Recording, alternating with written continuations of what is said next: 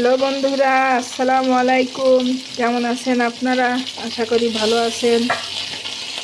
আমিও আলহামদুলিল্লাহ ভালো আছি। এই যে বাটা মাছ ভাজতেছি, দেখেন। বাটা মাছ রান্না করব আজকে দুপুরের জন্য। বাটা মাছ দিয়ে টমেটো দিয়ে ধনেপাতা দিয়ে রান্না করব। মাছটা ভেজে নিচ্ছি ভালো করে। এক পিঠ হয়ে গেছে, উল্টায় দিচ্ছি। কড়াইটা খুব তেলা হয়েছে, উল্টাচ্ছে না। তেলা কড়াইতে ভাজতে খুব সুবিধা হয়, লাগে না। বাটা মাছে একটু কাটা বেশি, কিন্তু মজাও বেশি, মিষ্টি লাগে। যে মাছে কাটা বেশি সেই মাছ স্বাদও বেশি, মজাও বেশি। মজার স্বাদ একই জিনিসটা। এই যে মাছটা ভালো করে ভেজে নিচ্ছি, দেখতে থাকেন। ওই যে আমাদের ইলিয়ানুর, আমাদের রানী, ওই যে দেখেন, সে বেলুন উড়াচ্ছে ঘরের ভিতরে। জুম করে দেখায়। এই যে দেখেন, একটু বন্ধুদের একটু হাই বলো তো। এভরিবাডি আসসালামু আলাইকুম দাও। বলো সবাই দোয়া করবেন। বলো বলো আমাদের জন্য সবাই দোয়া করবেন। আল্লাহ হাফেজ দিয়ে দাও। আচ্ছা বন্ধুরা, দেখতে থাকেন, আবার ফিরে আসতেছি। বন্ধুরা দেখেন, আমার মাছ ভাজি হয়ে গেছে। উঠানোটা দেখালাম না। এই যে তেলে দিয়ে দেবো, মাছ ভাজির তেলে পেঁয়াজ কুচি,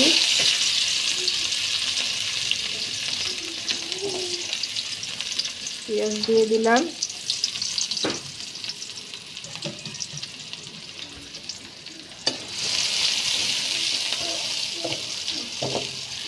আমি এক হাতে করতেছি, ওই যে আমার বৌমা তরকারি করতেছে, এই জন্য ওই বলে দেয় সব।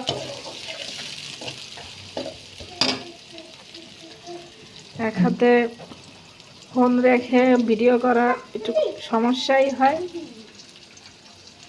তারপরেও চেষ্টা করতেছি। যে এখানে দিয়ে দিব লবণ। লবণ অল্প করে দিলাম, যেহেতু মাছ ভাজিতে আমি লবণ দিছি। পেঁয়াজটা হালকা ভেজে নিব। দিয়ে দেব হলুদ, এক চামচের একটু কম দিলাম।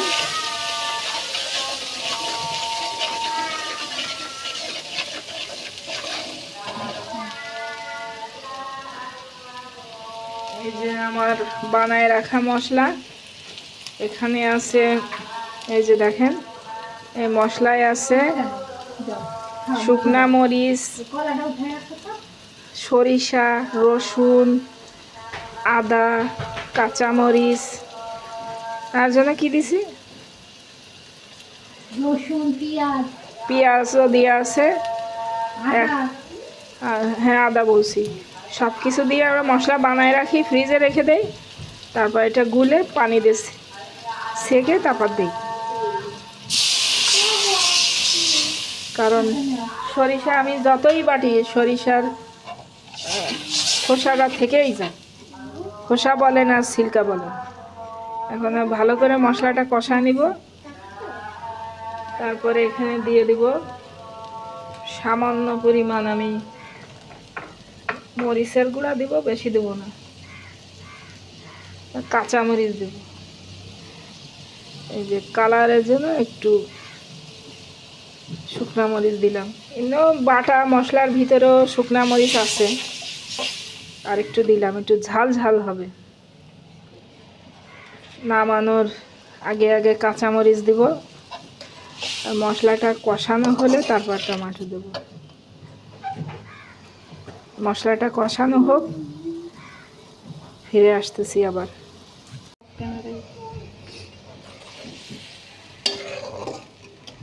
যে দেখেন বন্ধুরা, এখানে মশলা কষায় তারপরে টমেটোগুলো হালকা কষায় নিয়ে যে ঝোলের পানি দিয়ে দিছি।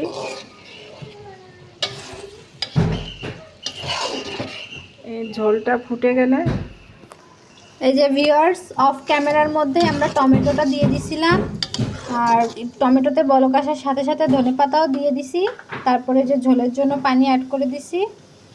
অফ ক্যামেরায় ঝগড়া করতে করতে আমরা ভুলেই গেছি যে আমরা রান্না করতেছি, এই জন্য টমেটো দেওয়াটা স্কিপ হয়ে গেছে। এখন এর মধ্যে অ্যাড করে দেব জিরা এবং ধনিয়া গুঁড়া। এর সাথে আমরা তেজপাতাও অ্যাড করে রাখছি।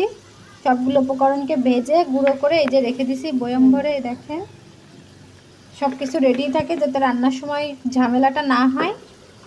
এটা যে খুব ভালোভাবে ফুটতে শুরু করে দিছে।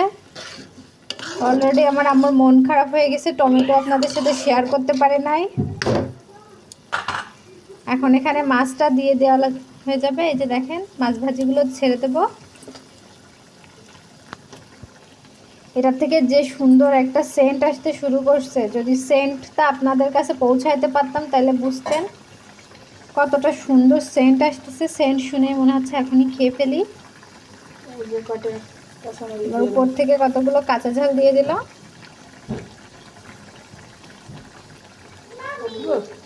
না ঝাল,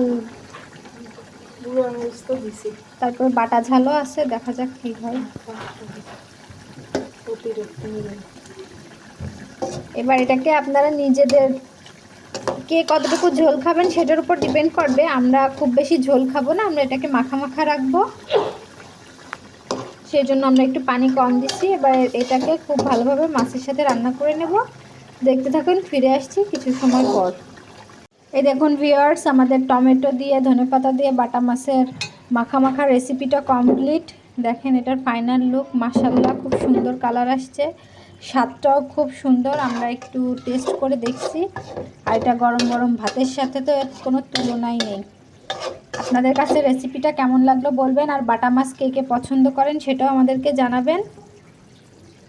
আর বাটা মাছের কোনো ইউনিক রেসিপি যদি আপনাদের জানা থাকে আমাদেরকে জানাবেন, আমরা সেটা ট্রাই করব এবং আপনাদের সাথেও শেয়ার করব। আজকে এ পর্যন্ত, সবাই ভালো থাকবেন, আল্লাহ হাফেজ।